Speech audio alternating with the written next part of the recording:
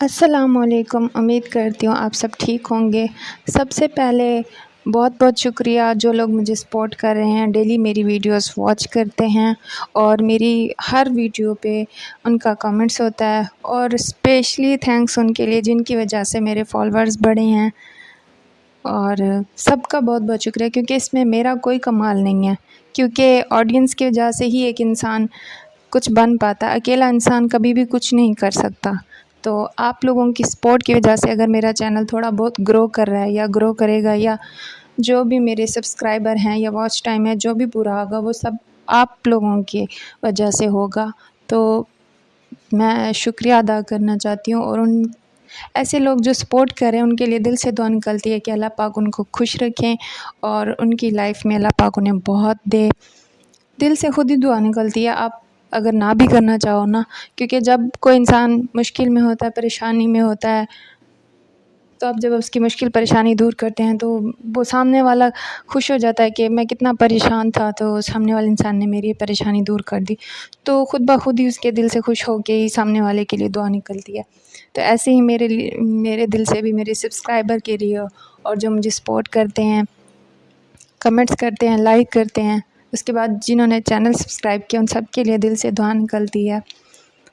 تو آپ کا بہت بہت شکریہ، ایسے ہی سپورٹ کرتے رہیں تاکہ میں 1000 سبسکرائبر اور واچنگ ٹائم پورا کر پاؤں۔ Thank you.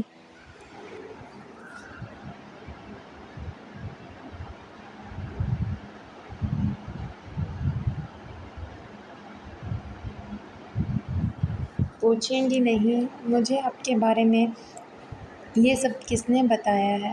وہ اب بھی خاموش رہی تو وجدان نے جھک کر اس کی آنکھوں میں دیکھا۔ آپ کی آنکھوں نے، آپ جتنا چپ رہتی ہیں یہ اتنا ہی بولتی ہیں، بس سننے والا ہونا چاہیے۔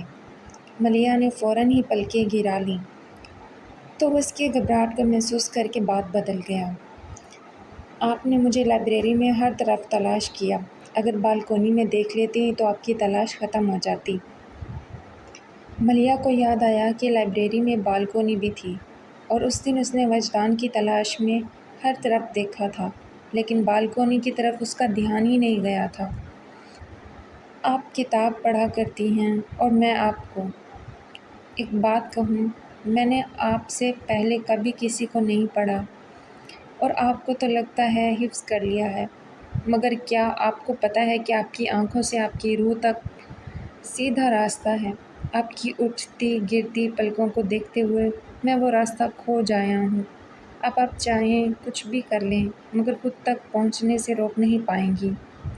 وہ چیلنج نہیں کر رہا تھا، مگر ملیحہ کو اتنا ہی برا لگا۔ اتنا سب کہنے کے باوجود آپ مجھے سمجھا نہیں سکے، آخر میں آپ سے شادی کیوں کروں گی؟ نہیں، وہ کہنے لگا، پوچھنا ہے تو یہ پوچھیں کہ میں آپ سے شادی کیوں کروں گا؟ وہ ملیحہ کی آنکھوں میں جھانکتا 2 قدم آگے آ گیا۔ اس کی سیاہ مقناطیسی آنکھوں کی کشش نے ملیحہ کو گمسم سا کر دیا تھا۔ کیوں؟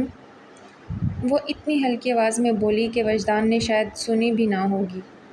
کیونکہ جب سے میں نے آپ کو حفظ کیا ہے خود کو بھول گیا ہوں۔ جب وہ جان گئی تھی کہ اس کے لہجے میں تسخیر کر لینے کی طاقت ہے تو یہ کیوں نہ مانی کہ وہ تسخیر کرنے آیا تھا۔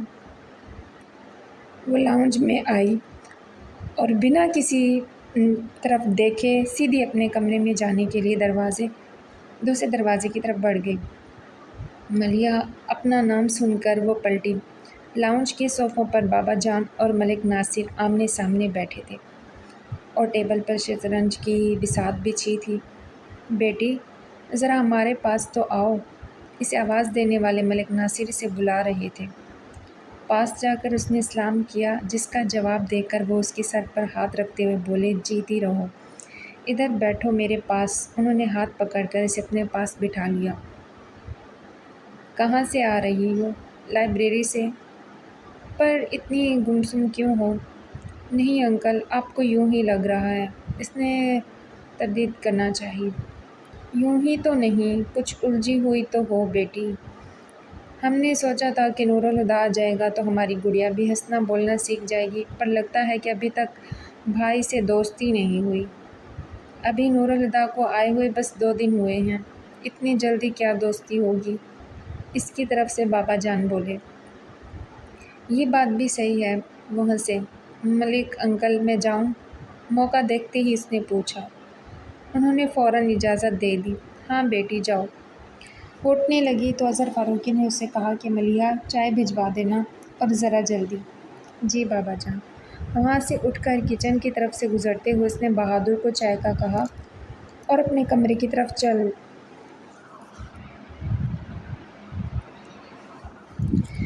وہ نیچے سے ہی دیکھ چکی تھی کہ اس کے کمرے کے دروازے کے دونوں پٹ پورے کھلے ہوئے تھے۔ وہ حیران ہوتی کمرے میں آئی تو اس نے نور الہدیٰ کو اپنے اسٹوڈیو میں دیکھا۔ وہ اس کی طرف چل پڑی۔ نور الہدیٰ ایک پینٹنگ دیکھ رہے تھے۔ آہٹ پر اس کی طرف دیکھ کر مسکرائے۔ ملیحہ کو بالکل توقع نہیں تھی کہ وہ اس کی غیر موجودگی میں اس کے کمرے میں آ جائیں گے، مگر انہیں جیسے پرواہ ہی نہیں تھی۔ کہنے لگے، تم نے بتایا نہیں کہ تم پینٹنگ کرتی ہو، اور نہ کبھی بابا جان نے ذکر کیا۔ یہ بات برائے بات تھی۔ وہ بھلا جواب میں کیا کہتی؟ وہ بھی جواب کے لیے نہیں رکے۔ ویسے تمہیں پینٹر بنانے میں میرا بڑا ہاتھ ہے۔ وہ کیسے؟ یوں ہی اس نے پوچھا۔ وہ کینوس رکھ کر اس کی طرف مڑے۔ وہ ایسے کہ میری اسکول کی کاپیاں کتابوں پر تم نے جی بھر کر پریکٹس کی ہے۔ پتہ ہے تم 2.5-3 سال کی تھی جب میرے بیگ سے کتابیں نکال کر تم نے کلر پینسل سے ان پر آڑی ٹیڑھی لکیریں کھینچنا شروع کی تھیں، اور ایک بار تو تم نے میرے پورے جنرل مارکر سے نشان بنا دیے تھے۔ ٹیچر سے ڈانٹ پڑی تو وہی ساتھ میں سزا بھی ملی، اور پورا جنرل جو دوبارہ بنانا پڑا تھا۔ وہ الگ اتنے سالوں بعد بچپن کی ایک حرکت پر وہ شرمندہ ہو گئی۔ ہاں مجھے یاد ہے، امی نے بھی مجھے بہت ڈانٹا تھا، مگر غلطی پوری طرح سے میری نہیں تھی۔ میں آپ کے سامنے بیٹھ کر ہی آپ کی کتابیں خراب کیا کرتی تھی، لیکن آپ نے مجھے کبھی بھی نہیں ٹوکا، وہ بولی۔ تو ٹوکتا بھی کیسے؟ ایک بار کہیں منع کیا تھا تو تم نے رونا شروع کر دیا تھا۔ میں ٹیچر کی ڈانٹ تو سن سکتا تھا، مگر تمہارے آنسو کیسے برداشت کرتا؟ سچ کہو، جب کبھی تم روتی تھی تو میرا دل چاہتا تھا میں بھی زور زور سے روؤں۔ وہ ہنستے ہوئے مزے سے بولے، اور ان کے انداز پر ملیحہ کو بھی ہنسی آ گئی۔ لیکن تمہارے شوق بھی عجیب ہوا کرتے تھے۔ گرمیوں کی دوپہر کو ضد کرتی تھی کہ تمہیں سائیکل پر بیٹھ کر لمبی سیر کراؤں۔ آئس کریم کی فرمائش سردیوں کے لیے مخصوص تھی۔ مجھے تو تمہارے دانتوں کی صحیح سلامتی دیکھ کر حیرت ہو رہی ہے۔ بچپن میں جس رفتار سے تم کینڈیز اور چاکلیٹس کھاتی تھی، مجھے یقین تھا کہ بڑے ہونے تک تمہارے منہ میں ایک دانت بھی نہیں بچے گا۔ اور یاد ہے کس طرح تم میرے کندھوں پر چڑھ کر کہانی سننے کی رٹ لگاتی تھی۔ بچے رات کو سونے سے پہلے کہانی سننے کی فرمائش کرتے ہیں، لیکن تمہیں صبح جاگنے کے بعد کہانی سننے میں مزہ آتا تھا۔ ہاں یاد ہے۔ ان کی باتوں پر بے تحاشا ہنستے ہوئے ملیحہ بولی۔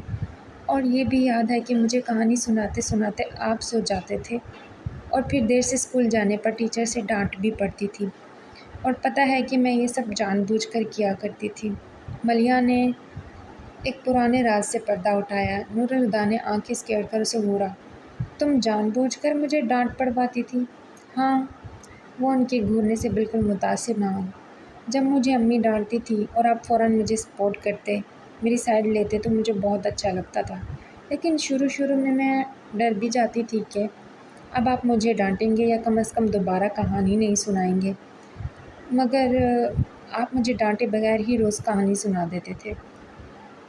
تمہیں کوئی کچھ نہ کہے اس لیے تو میں سب کچھ خود پر لے لیا کرتا تھا، اور تم اس بات کا مزہ لیتی تھی، انہیں جیسے واقعی صدمہ ہوا تھا۔ ہاں مگر میں پھر بھی یہی کہوں گی کہ غلطی صرف میری نہیں تھی، آپ نے ہی مجھے سر چڑھا رکھا تھا۔ میں آپ کی شہ پر ہی شرارتیں کیا کرتی تھی، وہ بھی صرف آپ کے ساتھ۔ پھر آپ کے جانے کے بعد میں نے سبھی شرارتیں چھوڑ دیں، اور امی بھی تو کہا کرتی تھی کہ نور الہدیٰ نے ہی ملیحہ کو بگاڑ رکھا ہے، اور میں سچ مچ ہی بگڑ جاتی اگر آپ لندن نہ چلے گئے ہوتے۔ ہاں، ساری برائیاں میرے سر ڈال دو۔ میرے جانے سے تمہاری جان چھوٹ گئی تھی۔ میں وہاں کتنے دن تمہیں یاد کر کے اداس رہا، کچھ اندازہ ہے تمہیں؟ بار بار فون کرتا تھا کہ تمہاری آواز ہی سن لوں، مگر ہر بار جواب ملتا ملیحہ بات نہیں کرنا چاہتی۔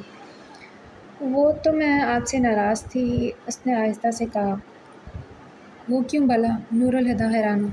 کتنے آرام سے مجھے چھوڑ کر چلے گئے تھے، یہ بھی نہیں سوچا میرا کیا ہوگا۔ امی تو ہمیشہ بیمار رہتی تھیں اور بابا جان کبھی بھی بہت دنوں کے لیے گھر نہیں رہے۔ میرا سارا وقت بس آپ کے ساتھ ہی تو گزرتا تھا۔ مجھے آپ کے چلے جانے پر بہت غصہ آیا تھا، اسی لیے جب آپ کا فون آتا تو میں چھپ جاتی تھی۔ اتنی لمبی ناراضگی کہ پھر سالوں تک بات ہی نہیں کی، وہ شکوہ کر رہے تھے۔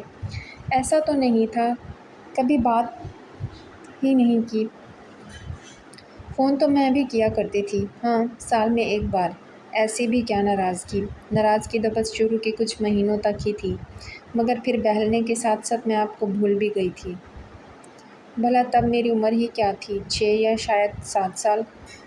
بہت جلدی اجنبی ہو گئے تھے آپ، اسی لیے آپ سے فون پر بات نہیں کر پاتی تھی۔ جانتا تھا تم مجھے بھول چکی ہو۔ وہ اچانک ہی سنجیدہ ہو گئے تھے۔ ملیحہ کو اچانک یہ احساس ہوا کہ وہ جان بوجھ کر اس کے بچپن کے حوالے سے بات کر رہے تھے، اور اسے پتہ بھی نہیں چلا کہ کس طرح باتوں باتوں میں وہ ان سے بے تکلف ہو گئی تھی۔ فرینڈز، انہوں نے اپنا ہاتھ اس کی طرف بڑھایا تو ملیحہ نے بلا تحمل ان کا ہاتھ اپنے ہاتھ میں لے لیا۔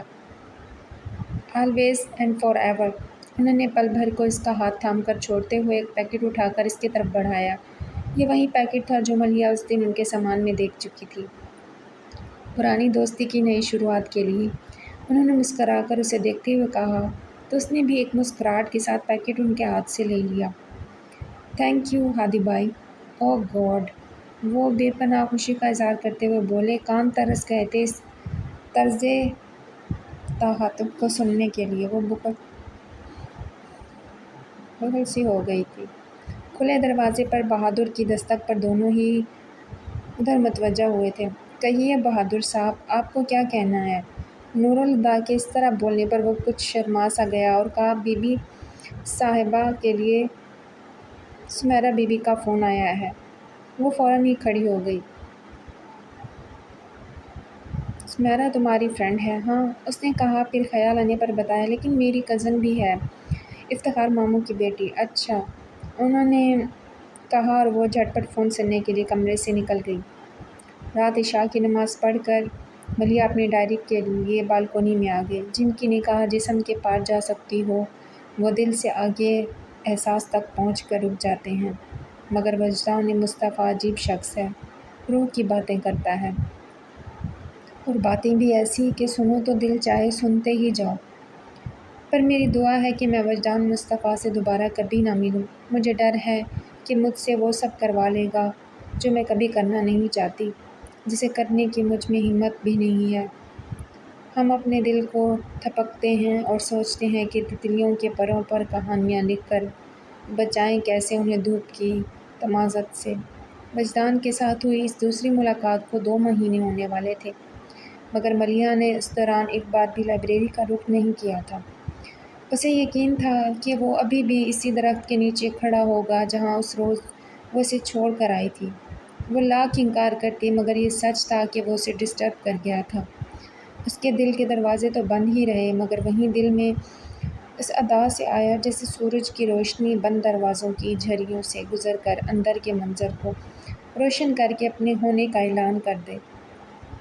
ملیحہ کی حالت اس نادان جیسی تھی جو ان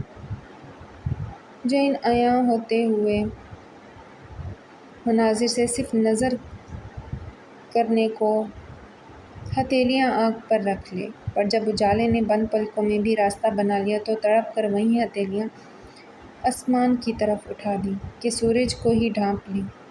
وجدان کے وجود سے پھوٹتی روشنی جب پہلے پہل ملیحہ کی آنکھوں کو چھوا تو اس نے اپنی آنکھیں بند کر لیں، اور پھر اسے پتہ ہی نہیں چلا کہ اس کی بے خبری میں اس کے آس پاس کتنا اجالا بکھر گیا، اور جب معلوم ہوا تو وہ اندیشہ محبت سے گھبرا اٹھی۔ عجیب سی حالت ہو گئی تھی اس کی، بیٹھے بیٹھے چونک جاتی، بولتے بولتے ایک دم ہی چپ ہو جاتی، اور جب کچھ سمجھ نہیں آتا تو نور الہدیٰ کے پاس پہنچ جاتی۔ اظہر فاروقی نے ملیح میں آئی ان تبدیلیوں کو محسوس بھی نہیں کیا تھا، لیکن نور الہدیٰ نے نہ صرف محسوس